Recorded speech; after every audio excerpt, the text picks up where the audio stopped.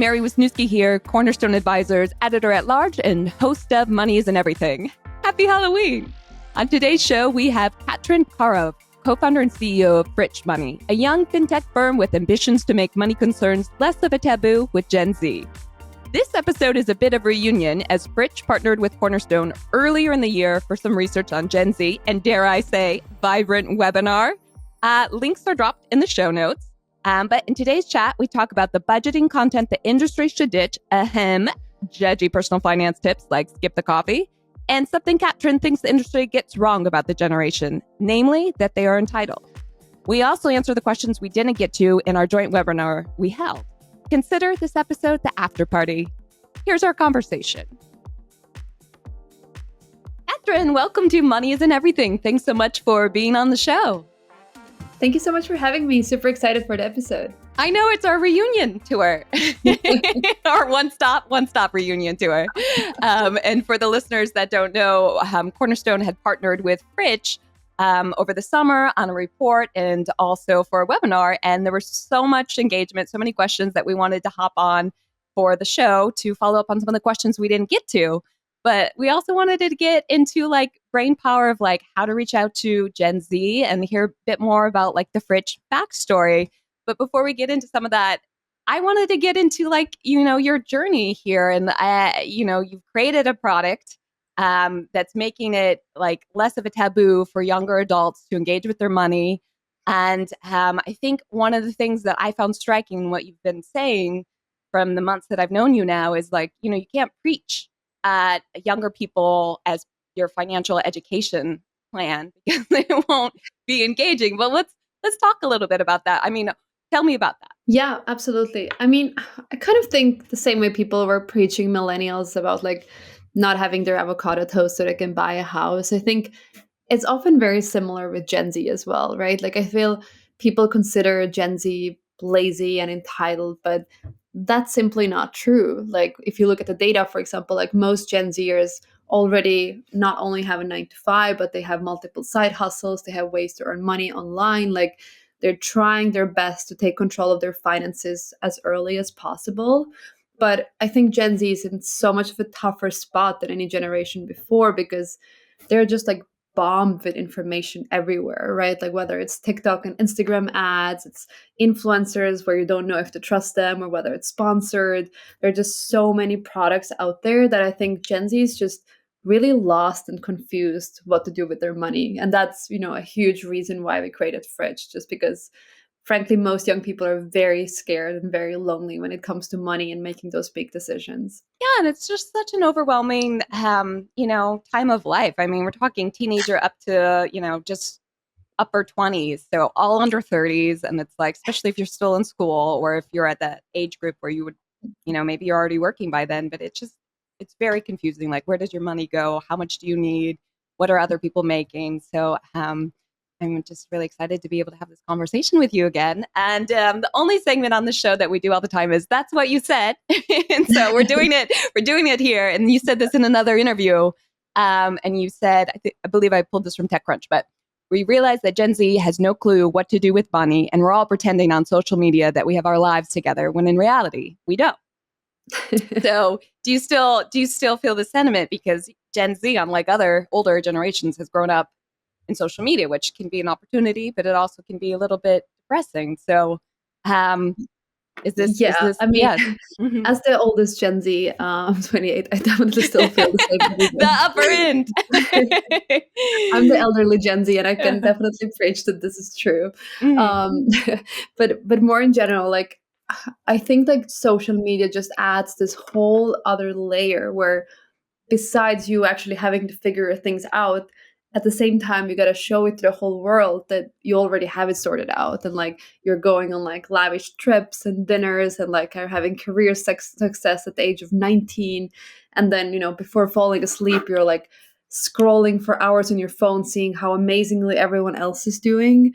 And I think it just creates so much anxiety. And I think so often like we don't, because we don't have access to that data, at least before Frich. We don't know if people, are actually affording those dinners, or maybe they just like overdrafted their account or maxed out their credit card just to, afford that last dinner with friends, and then they're gonna like, starve themselves for the next week, which we are actually seeing from our users, just to Mhm. make that happen and kind of provide that illusion. So I think that's just something that none of the previous generations ever had to deal with. Yeah, it is that pressure, especially when you're young, because you don't want to look like, hey, I'm the one that can't afford to do this. But like, things are really expensive, and everyone's up against all these like soaring bills, especially rent. And I don't know, there is another side of this, but we'll unpack that a little bit. But I want to get, so tell me about Frich. Um, you have a personal story here, and you obviously saw a big hole, let's say, in financial services, or a gap of like marketing to this audience. So, what was this aha moment for you where you're like, yeah, I need to build this company to solve this problem? Yeah. Well, I hope I'm not going back too much now, and I promise to be quick. But I'm originally from a tiny country called Estonia in Northern Europe. And I started my career working as a professional model at the age of 14, which in many ways is very similar to being an athlete. The way it works, they take you from a small town, and then you're all by yourself in all those big cities, basically living constantly in the road. So I lived in 20 countries by the time I was 18. And I just had to be an adult and like, make all those big financial decisions and invest my money when I was 14, 15, when, a lot of kids maybe were like bicycling and getting ice cream with their friends. Mm-hmm. So I always feel like I had this natural interest in personal finance because it was, a way for me to survive as a teenager. And actually, my first app that I created was very much like Fridge, but for gig workers and like that specific community that I really created to solve a problem for myself. And that app did really well. And that made me think, I was like, maybe it's not just like the models or athletes that are struggling. It's everyone who's just, entering adulthood or trying to become financially independent. And then a couple years forward, me and my co-founder we just saw such a big need for help, and like everything that we looked, like all the other apps, they just felt boring and they felt intimidating and scary, and it just felt almost like you already had to have it together to start using those investing or saving tools, Mm-hmm. but there wasn't anything for step one. Like if today I'm in college and I have no idea what to do with my financial future, like what's next? So we wanted to create a place that feels that there's a community, that it feels social, it feels like anyone can join, and there are no wrong answers, there are no stupid questions. So community has really been kind of like the pillar of Fridge from day one. I would say like today, really two things that set Fridge apart is one, like at Fridge, you can anonymously see how do you compare to people just like you. So if you're a University of Florida student, like how much are other students at University of Florida investing? Like what do they spend on a first date? Or are they already like saving for their future? And then if you're behind your peers, we actually match you with resources to get ahead, which is where credit unions and banks come into play.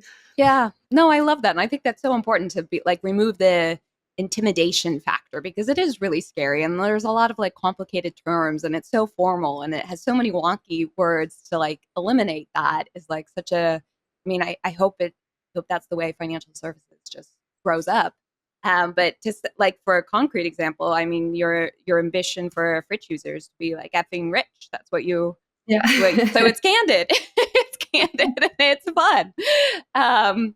Okay. I think we got to get into some of the questions we didn't get into during the webinar. I was thinking, do we call this the webinar after party? But then I thought, wow, wow, that sounds like something no one would attend. But they're here, so Oh, maybe you they guys made it will. so far. So. Yeah, we made it so far. And I think, I mean, this gets into some of the things you were talking about, but it also, sets the stage too. And one of the questions we got was, what are the top three things that set Gen Z apart that banks cannot afford to miss? Um, Yeah. yeah. Um, so I would say first one is definitely community and like understanding that Gen Z cares so much about what their friends are doing, what are their peers doing. So like Gen Z wants to have that social approval. So as a bank or credit union, the way you can make it actionable, maybe you have quotes from other students on the campus saying that they love this product. Maybe you give other students a benchmark that, like, okay, X% of our users who are, using a savings product are saving X amount, or their credit score is X, just to give users a way to compare themselves, which is really motivating and also like triggers users to, actually convert for those products. Mm-hmm.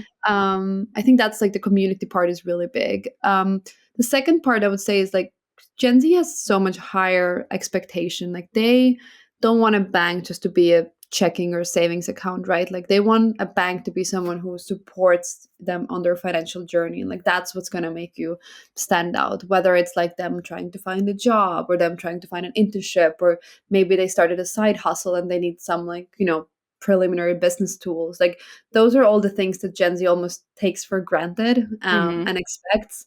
And I think it's definitely like a big opportunity that banks are missing out on by not providing those services.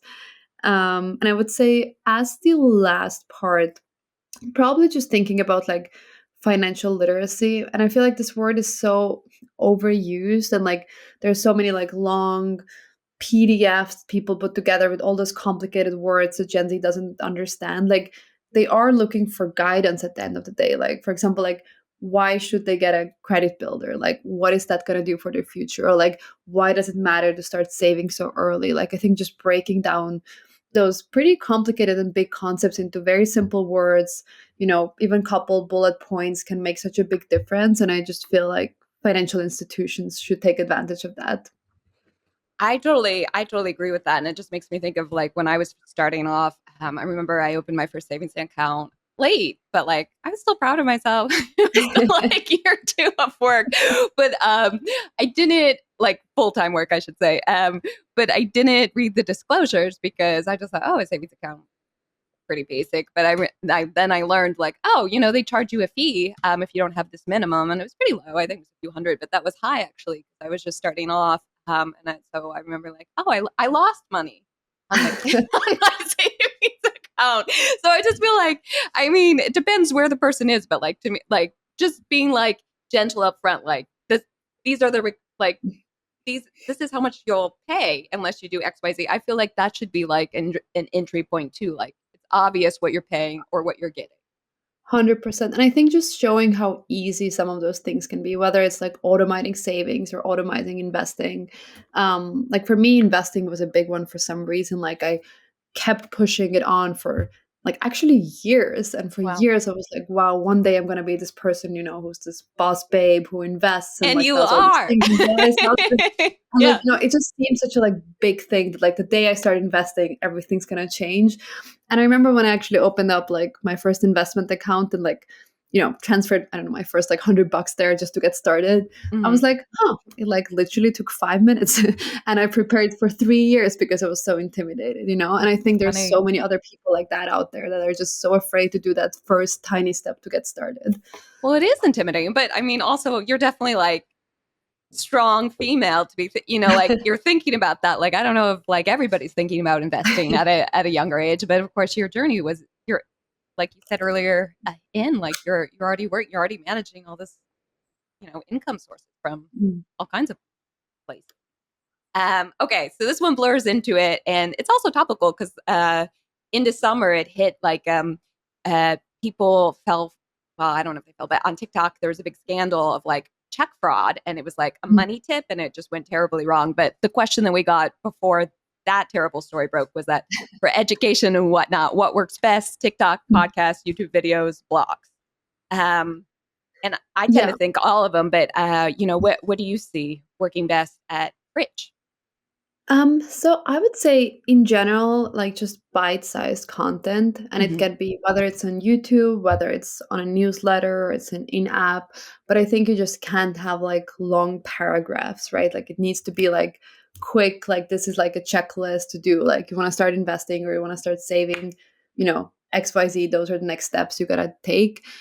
We've seen that people really like actionable lists. So if you like do like a to-do list, like let's say to start building your credit, and they're just like quick tips, and under every tip there's like a resource to learn more or to start taking action. Like I think pairing that knowledge with a quick actionable step that you can do in a couple of minutes works really well. Because like frankly, like let's say we take a credit score, like most Gen Zers, like if you're a college student, you're not really going to care how credit score works and like even like why like we have a credit score. Like I think people go too deep into this. Like a Gen Zer is mostly going to care about a credit score because maybe they're going to get a car, or they're going to get their dream job, or they're going to get the loan that they need, and that's, or like their apartment, and that's really it. And I feel like you almost have to show kind of the carrot first, and like show that this is the end goal, and like Hmm. here are like 3 quick tips how you can start building your credit today. Like I think it can be just very easy and quick, and that works the best.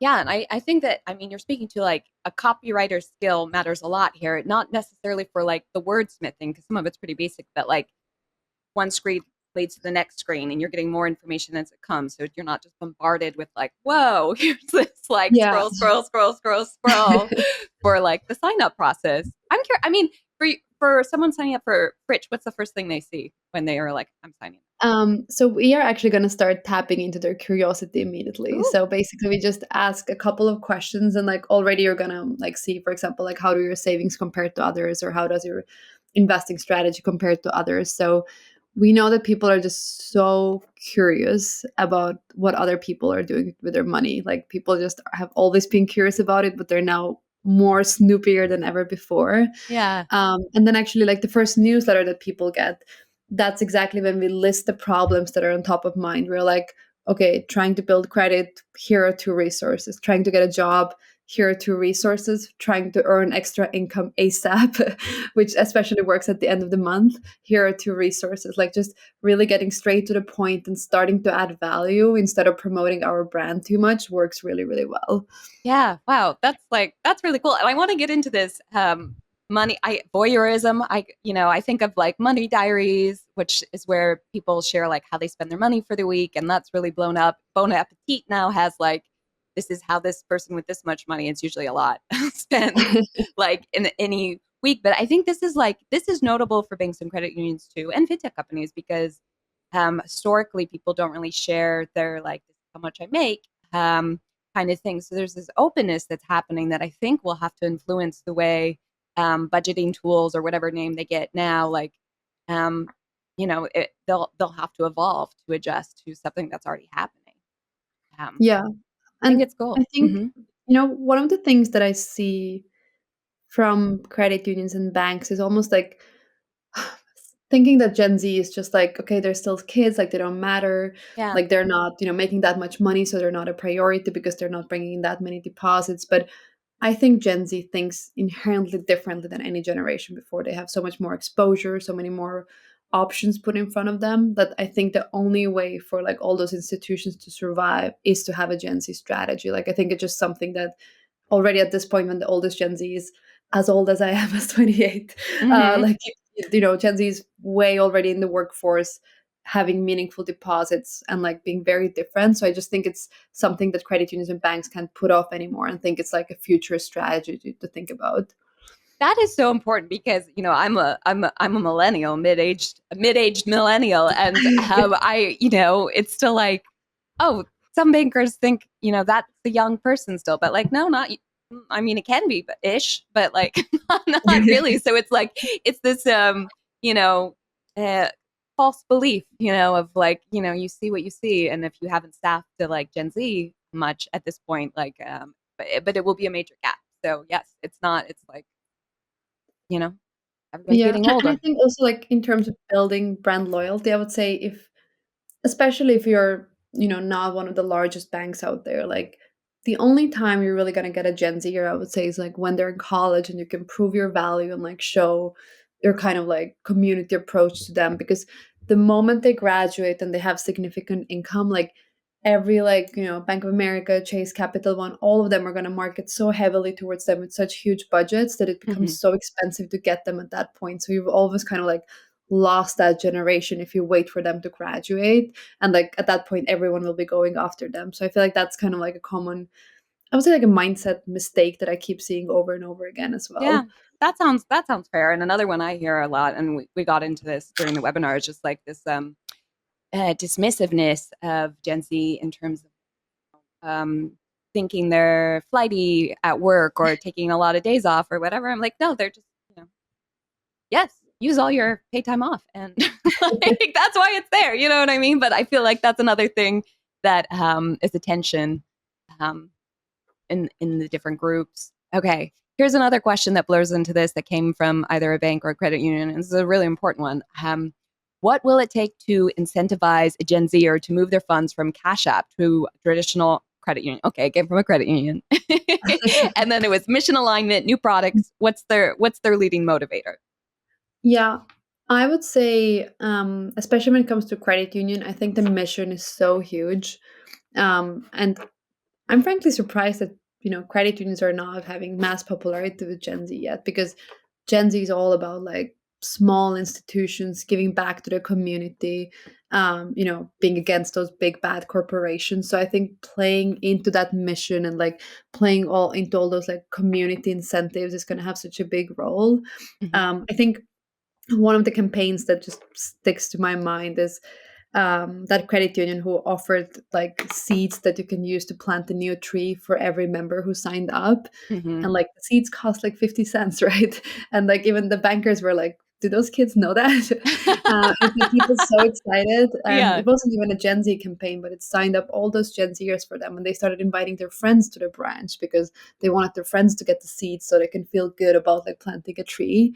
So I Mm-hmm. think making people feel good and making them feel that they're doing something meaningful in the community by partnering with you, I think there's a huge benefit, which is so much bigger than like giving them like a $20 incentive to open an account, because they can easily do that with like any other bank out there. Yeah, I think that's like such an important nuance. Yeah, like and I think a typical credit union person or a banker would think, yeah, the $20 makes more sense. But it's so much sweeter to say, here's this seed, and it adds to that physicality thing too. And I know this is something we've talked about, like Gen Z growing up, on all these digital channels, but like there's this desire for like a physical thing as well, which is we found in our research how there some of them are like using physical envelope budgeting type of thing. So there's like, I don't know, it seems like a pent up desire for like tactile money experience too. Yeah, I think Gen Z is kind of interesting also with their film cameras. There's like certain nostalgia about things that were done in the past. So they almost want like hyper digital experiences, but then they love putting their money in an envelope. So Yeah. I can see how that can be confusing for banks. They're like, okay, what, just make sure they know Really confusing, and also like, don't keep all your money on your body. that. Okay, well, this kind of ties to it too. How does a bank utilize streaming to best serve Gen Z? What resonates with them? Climate change, giving back to a specific charity. You just mentioned the tree, earning points at a favorite restaurant. I mean, this all kind of blurs into this. Anything you'd add to it? Yeah, I mean, again, I think giving back to the community and like again making sure that it's pretty specific, that it's not just like a general charity, but maybe it's something that's like tied to that local community so it feels personal, again I think can have like a bigger effect.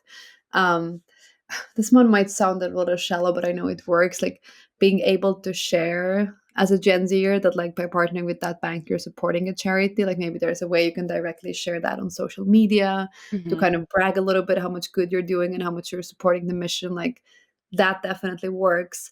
And then kind of on the flip side of things, I would say that perks definitely are great, like whether it's, getting free drinks at a restaurant, anything that feels tangible. I feel like points can feel very abstract sometimes, but I think if you have like tangible perks, whether it's even something as simple as a student and, getting a free drink at your local bar once a month, like I think those tiny perks can feel so special and much Mm-hmm. more special than some very complicated product features.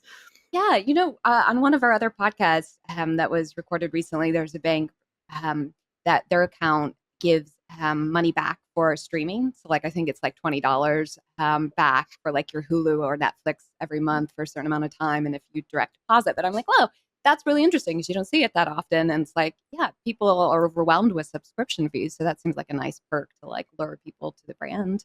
Yeah. And I think so often, and this is a whole other conversation probably, but so often like when you look at like, I don't know, even big banks perks, like there's so many brands that don't resonate. There are like some random brands that I've never even heard about, and I'm like, I'm probably never gonna use those perks. And Hmm. if instead of those 100 random brands, like I had five, I don't know, local restaurants that I'm using that would give me like, I don't know, a free appetizer once a month, like Oh I yeah. feel like that would feel like this bank is really doing something for me, and it would feel so special. Yeah. And it would tie So to the like the perks are much more community. curated and personal. I think there's such a like huge missed opportunity there as well.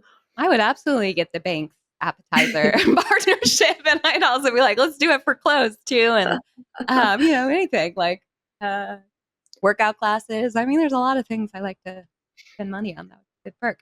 Okay, we have time for one more question that we didn't get to during the webinar, but I still have like one or two for you as well. But and we blurred into this, but what job related benefits are most appealing to Gen Z? What motivates them to do a good job? And that's good because it also hints toward what we were talking about earlier, where it feels like there's this dismissive thought that they're not working hard. And do they want to advance, or is it a myth that they don't care about having management positions with lots of responsibility? Yeah, I think two things that Gen Z cares about. So one is definitely like feeling like their job is meaningful. And like I think that like more than caring if they're like a growth manager or a senior growth manager, like maybe they led a program that like enhanced the community by X, or like helped 100 students now feel confident about investing. Like I think those kind of like meaningful milestones make such a big difference. And honestly, I think it even trumps having a higher salary or like having this fancy position. Like, I think Gen Z just cares about feeling like their life and work is meaningful, Mm-hmm. which I think is a little different with last generations, where it was maybe about like your specific career enhancement. And then second thing, again, I think compared to high salary, like I think perks are just so huge.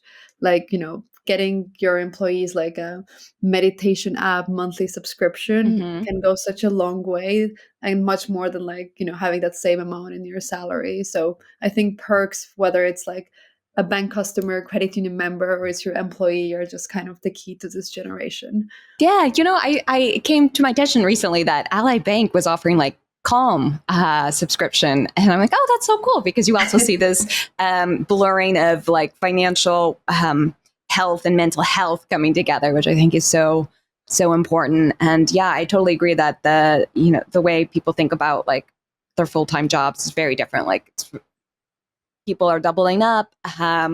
Certainly, the ambition isn't to be like, "Hey, I worked here for 30 years." I mean, maybe it's still there, but like, I doesn't seem It's like very rare. it's very rare, and I can't imagine that journey. But I do know it happened. I wanted to. I know we're almost on time, but I wanted to ask you one question because we were talking about like this openness to sharing money. But when Fritch users find out they're behind, let's say, can't feel great, right? But I mean, what kind of feedback do you get? I know you said you serve up like, here's some things you can do, but like, how do you tackle that challenge? Yeah, so we always try to take a tone where we're like, it's okay, wherever Mm-hmm. you are today is fine, but this is what you can do next. Or like, let's say, like, instead of being like, boohoo, you're worse than others, Two we're like, thumbs down, we're like, negative red. we're like, okay, this like worked really well for someone just like you. And like, Mm-hmm. or like maybe I went through a similar challenge. So what we do every Friday, our users can submit money questions to us. And every Friday, our money expert, like, picks one of the most popular questions and just walks them through of like, this is where you are, like I've been through this, like this is everything you can do. So it's a pretty like in-depth kind of newsletter that we do. And like Mm-hmm. to bring you just examples of questions that people submit, they're like, I'm moving in with my boyfriend, it's our first apartment together, I'm freaking out that we're going to break out about money, like what should I do? We get a lot of stuff like that that is very just real life, and it shows that money is just not a credit score or your savings account. Like money is behind every single decision that you make in life, and like Mm-hmm. money affects every area of your life, like your dating, your career, your hobbies, like your food. Like I think that's like a big, I would say, big element to understand as well, that like money is no longer just like a bank or like finance. Money is just behind everything we do. Yeah, and it's emotionally charged. Yeah. So, um, well, it's been such a treat to reconnect with you, and still have one last question. But before I get into it, any last thoughts you want to leave listeners with, and or how do people find you? Yeah.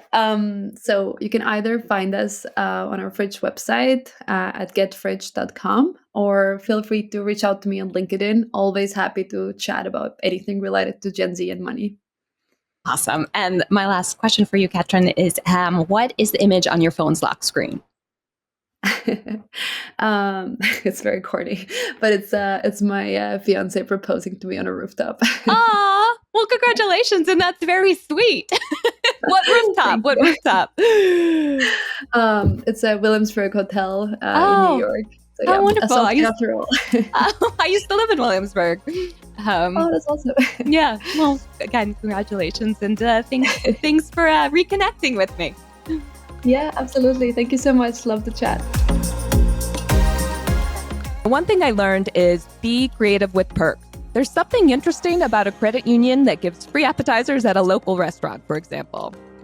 In 2 weeks, I sit down with Tansley Stearns, who is the president and CEO at Community Financial Credit Union in Michigan. We talk about the darker sides of finance and why Tansley's credit union is promoting these areas to potential members. See you then.